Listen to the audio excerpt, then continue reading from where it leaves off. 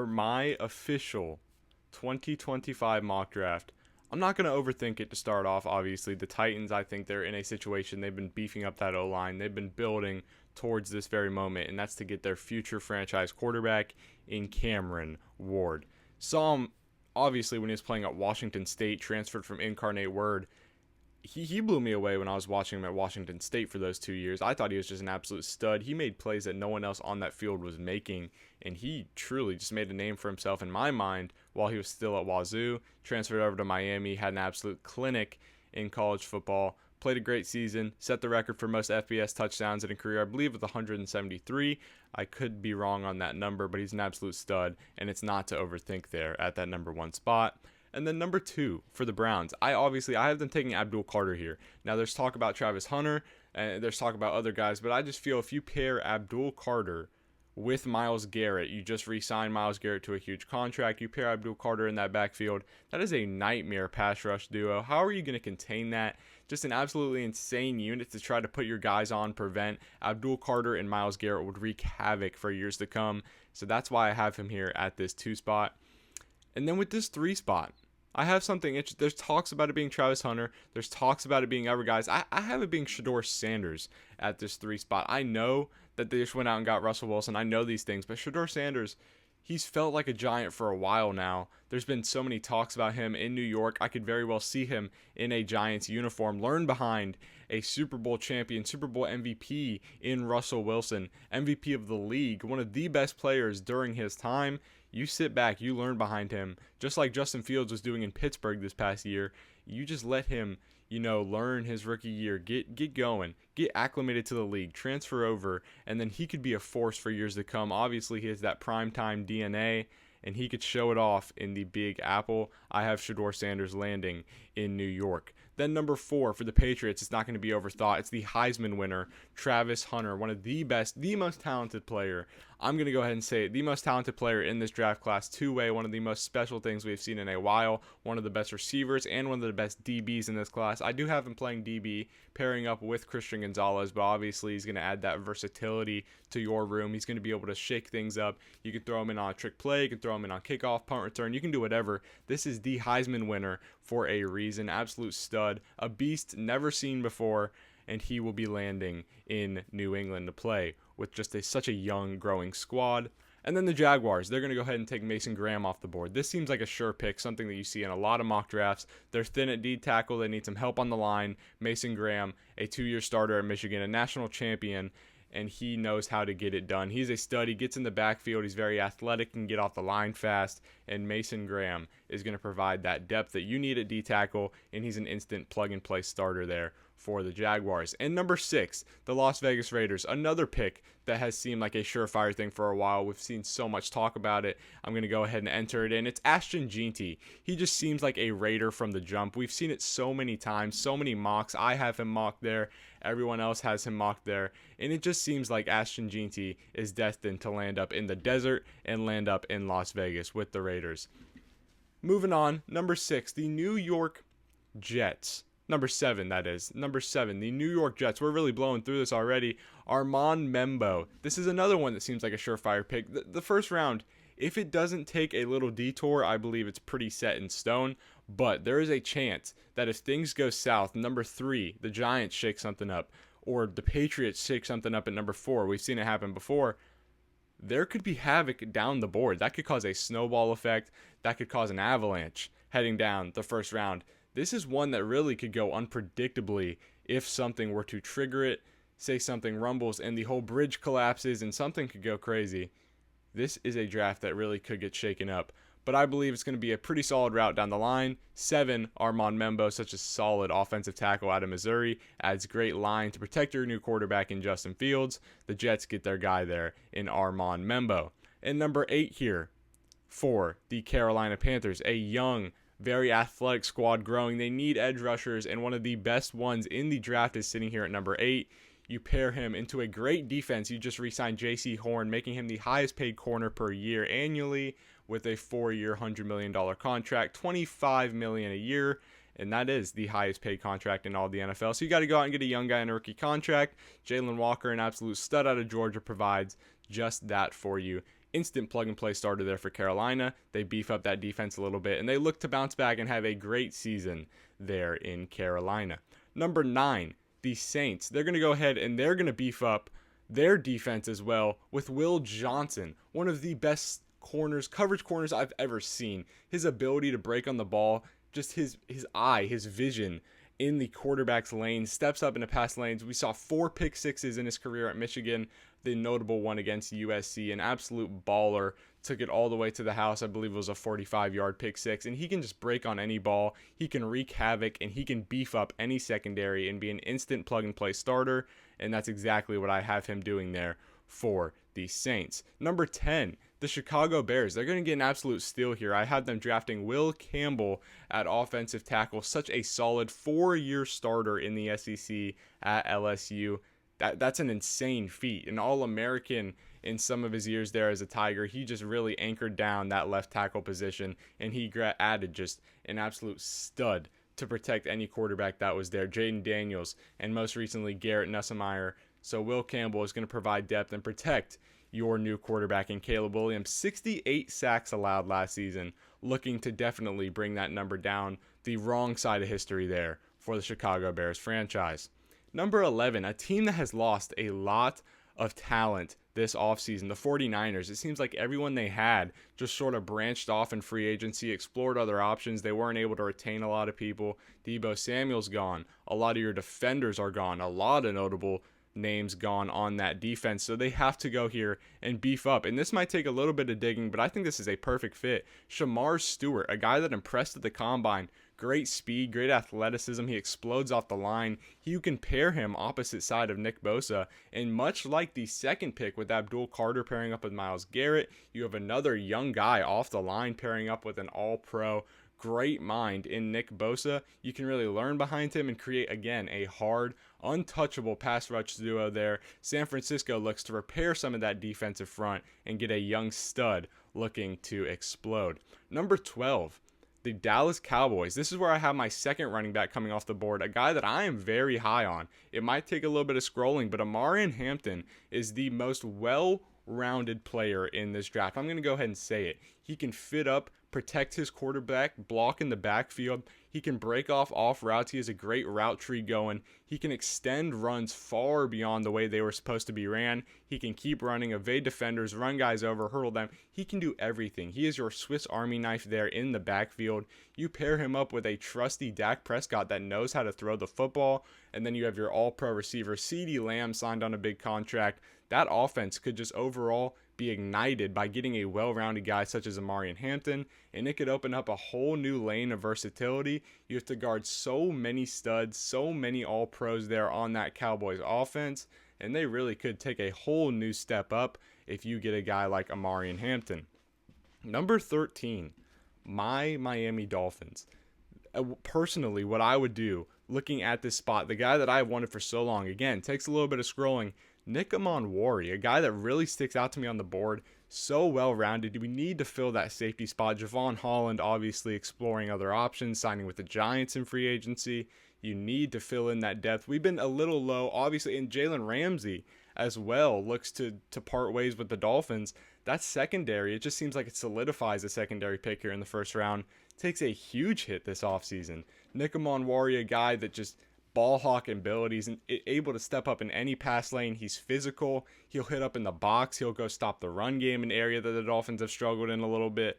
He just adds so much versatility, so much depth, and he makes so much sense there for Miami at number 13.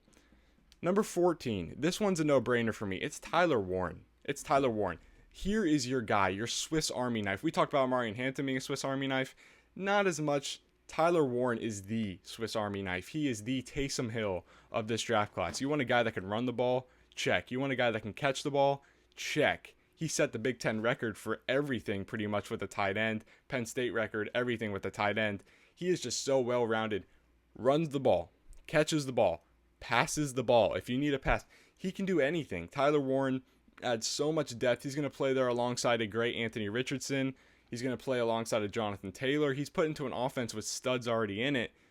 So that could open up their playbook whole much more. That's what these guys do. That's what these Swiss Army knives do. They open up your playbook. They give you options. Amarian Hampton, Tyler Warren. There's so many studs. He's going to prevail in Indianapolis. I mean, they don't have that much depth at tight end.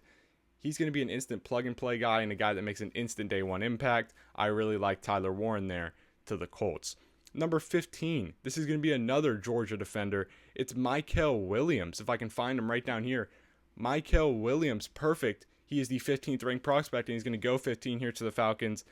They lost Grady Jarrett this offseason. They've had a little bit thinned out on defense. Mykel Williams can get off the edge. He's big, he's physical, he's fast, and he provides exactly what you're looking for there in Atlanta. He helps them with their pass rush, something they might struggle with a little bit. Their running defense, again, something they might struggle a little bit with. Mykel Williams, overall, just a baller out of Georgia. He really stepped up in his final season. He had a great freshman season. Then he came down in production a little bit. Then he stepped up his senior season. He looks ready to go in the combine. He looks ready to go overall. And I have him taking 15 to the Atlanta Falcons. And the Arizona Cardinals sitting here halfway point, number 16. We're going to have to scroll down a little bit and find the big Josh Simmons. He missed the latter half of his 2024 campaign, the national championship run, with an ACL injury. But he is going to bounce back, and you're going to pair him alongside Paris Johnson Jr., his teammate at Ohio State, who's been holding down the right tackle position. You're going to plug in Josh Simmons at left tackle. They just recently departed with their guy. I believe it was Jonah Williams. I could be wrong on that, but they departed with their left tackle recently, so this seems like the no-brainer. If Josh Simmons is sitting there on the board at 16, you pair him up with his right tackle teammate in Paris Johnson. They have a great relationship. They were seen talking at Combine, Pro Day. Josh Simmons fits right in with that mold, and you protect your franchise quarterback in Kyler Murray at number 16.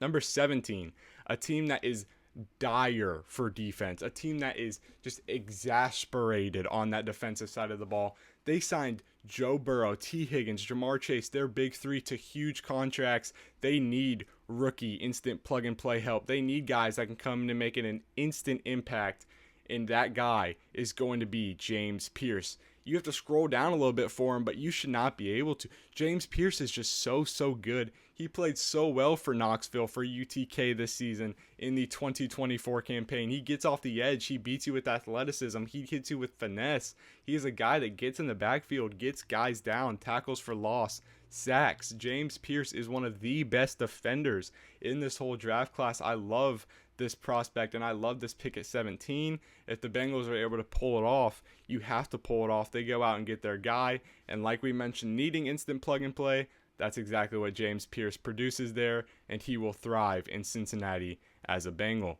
Number 18 for the Seahawks. They need a little help on that O-line, beef up their new O-line, protect their unit in Sam Darnold.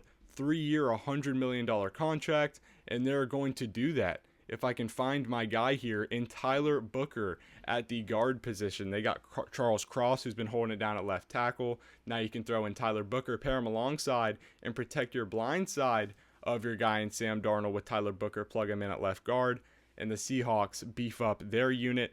They can assure that offense some more. You still got Kenneth Walker, Jackson Smith and Jigba. Now Sam Darnold recently added. Jake Bobo, who I'm very high on. You have so many guys that are able to make plays, and now you beef up that O-line to allow them the time to go out and make those sensational plays.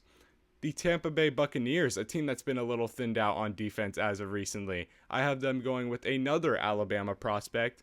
It just seems like year after year they're producing straight guys like a factory. That's pretty much what Alabama is. It's the NFL factory. You go there, you play, you're probably going to the NFL. Jahad Campbell, that's not going to be any different for him. He's going to join a talented Buccaneers squad, a young Buccaneers squad that still has potential to go out there and make these runs. Mike Evans is still producing. Baker Mayfield is going into his prime years. He's still on a big $100 million contract, 3 years, my apologies. You have other studs, Bucky Irving, who's coming off a sensational rookie year. You're gonna get Mike Evans again, who has great. Chris Godwin, back off injury. That's the name I was looking for. You're gonna get Chris Godwin. So this is a team that just keeps building themselves up. Todd Boyle's coming into his 4th, 5th year as head coach. They can really come out here and they can produce. You beef up that defense a little bit. This is a team that was primed to make a playoff run. They just had to face a Jaden Daniels-led team in the wild card round. This is a team with a ton of talent, ton of skill. You add another great linebacker that can play in coverage, And there you are, right back again in the playoffs. The Buccaneers add a great linebacker in Jahad Campbell. Moving on to number 20, the Denver Broncos, coming off in a sensational year with rookie Bo Nix at quarterback. They're going to give him a receiver to work with. Alongside Marvin Mims, a little shifty slot receiver, you're going to get a sure deep threat outside receiver in Tetero McMillan. Tore it up at Arizona, one of the best receivers in the country, while everyone was asleep. Those 10:30, 11 o'clock games there at Arizona, Tetero McMillan was working. I watched him a couple times late at night, and he was out there cooking guys on Hawaii, on UNLV, on Nevada, just in non-primetime slots late at night. He was just out there doing his thing, and he's an absolute stud. I do believe if he slid all the way to 20, I don't believe he will. I believe someone will either go up and get him or he'll go earlier. But in this mock draft, I have him going at 20. If you can get him there for the Broncos, that is insane value. That is absolutely absurd. You take him, no doubt, no questions asked, and you give your rookie quarterback going into his sophomore year a beautiful target, a great, big, deep ball threat. He has the ability to put those balls down there, and McMillan has the ability to go up and get them. We could be witnessing something scary in the Mile High City there with McMillan going to the Broncos at 20. And number 21, a guy that really climbed boards due to the combine. He's made some noise for himself. It's Jackson Dart. It's the quarterback out of Ole Miss. We've seen questions about it. Mike Tomlin not available for Jackson Dart's pro day. That drawing a lot of questions. I don't think that's going to come into play here. I think the Steelers, they're known for taking risks on quarterbacks recently, as they've taken, Kenny Pickett out of Pitt. Jackson Dart, a guy, he's similar to Kenny Pickett in play style, but he has had phenomenal film over his 2024 campaign. He played very well when it mattered, besides for maybe the Florida game, for instance. But when he played Georgia, he put on a show. He had great games all season, and I believe Jackson Dart is going to be taken here. It's a chance. It's a risk you're willing to take, because if he comes out here and performs very well, that's great value at 21. He climbed up boards as of late. So if you can get Jackson Dart here, you take a chance on him, you develop him a little bit, that could be a sign there for the Steelers. There could be a future there. And there is just, it's a bold take, but I think it's one the Steelers are going to be willing to take here. We've known they've done it in the past, so why not give it an opportunity? Jackson Dart I have going at 21. Definitely one of the most interesting picks here in the first round. Moving on to number 22. The second tight end taken off the board. It's a great tight end class. I have Colston Loveland going to the Chargers, pairing up with Justin Herbert, and just what's an interesting offense.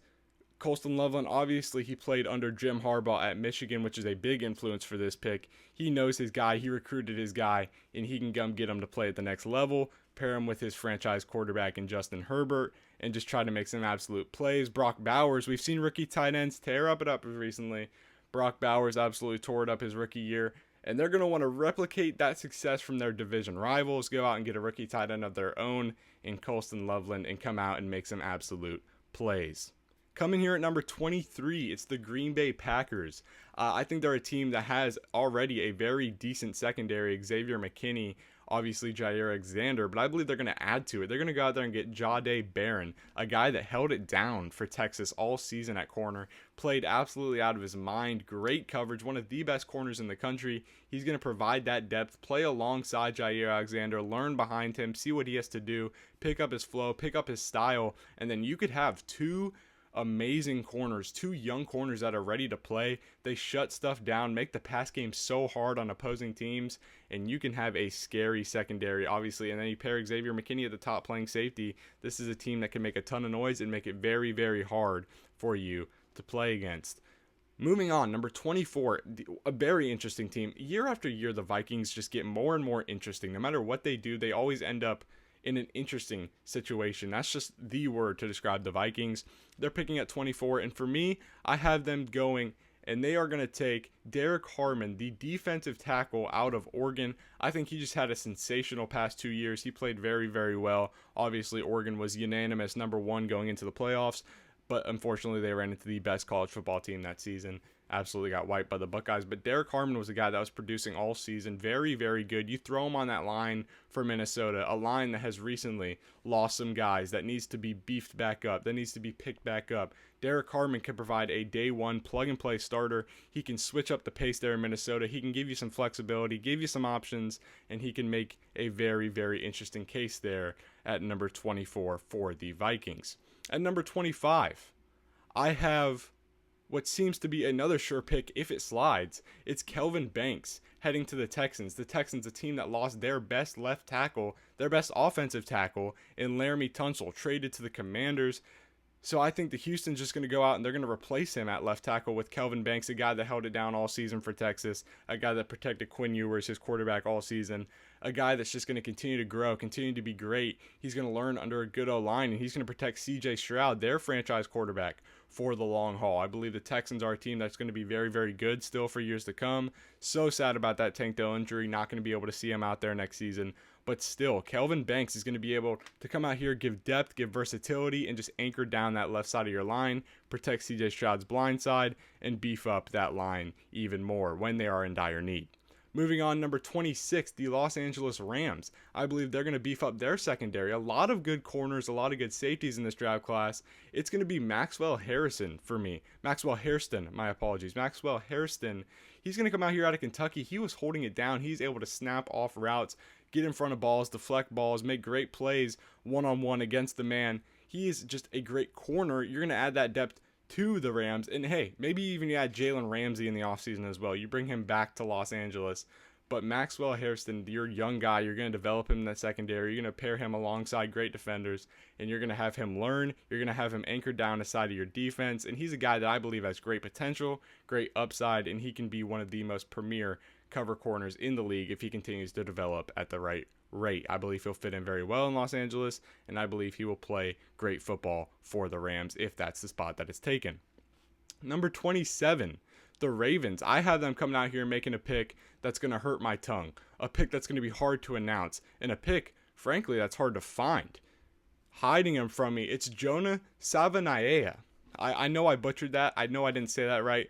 Jonah, let's give it another attempt, shall we? Jonah Savanaia.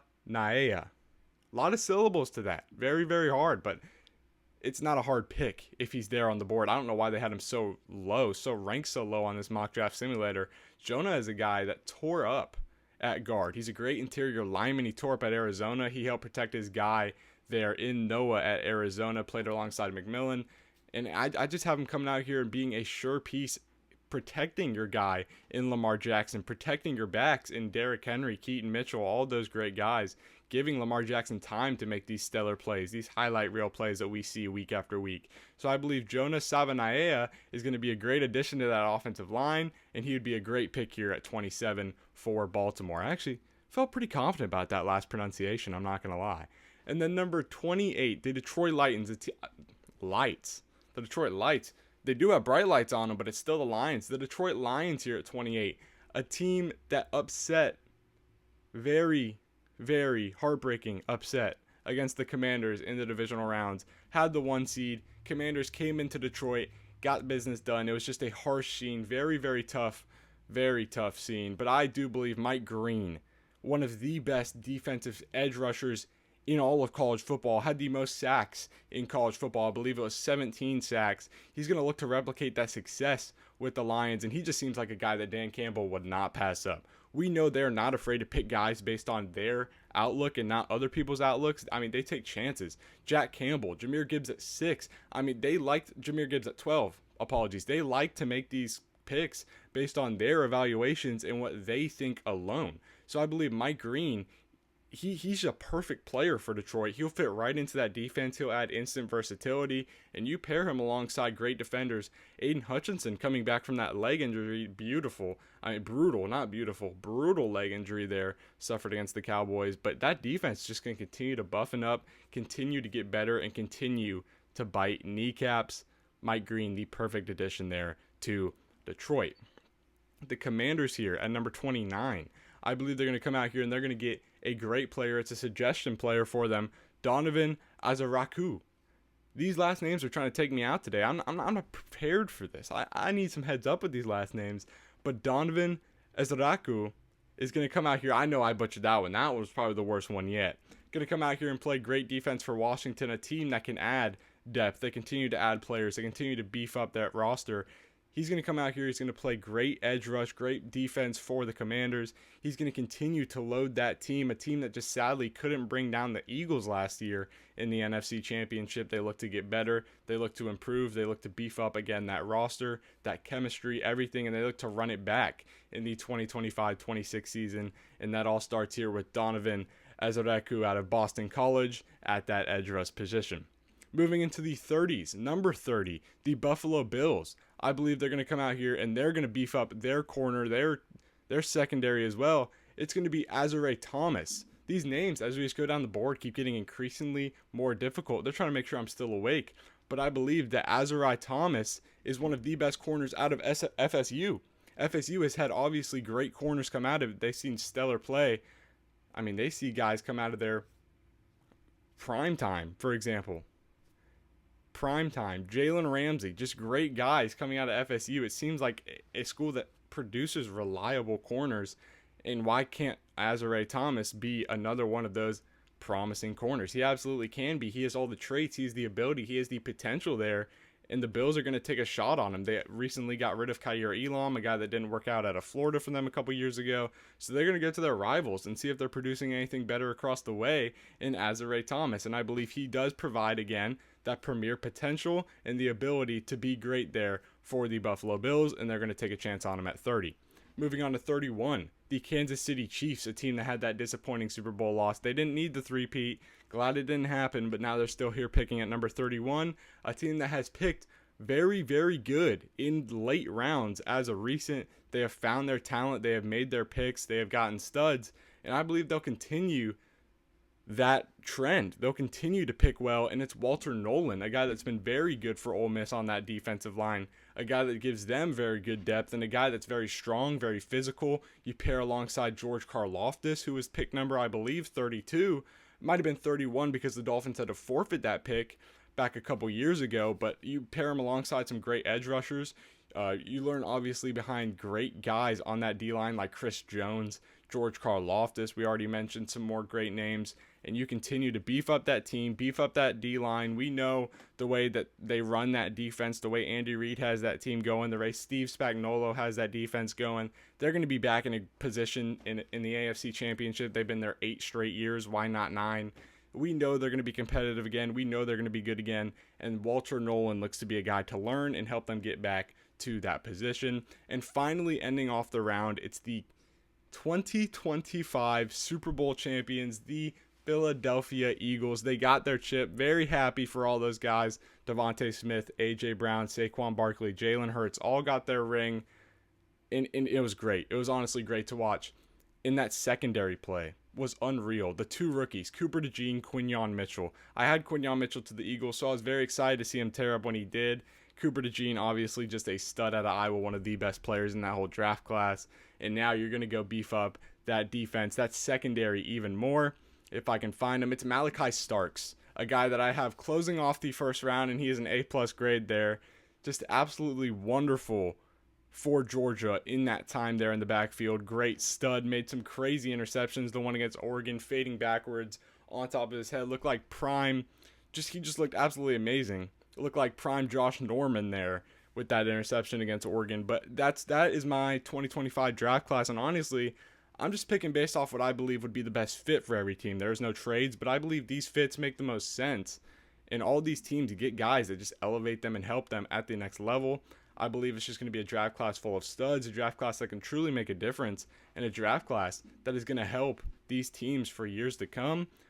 The talent just keeps getting better and better out of college, obviously. We see NIL, crazy situations going down. Nico sitting out, trying to take $4 million a year at Tennessee, getting kicked out, going to UCLA, taking a pay cut.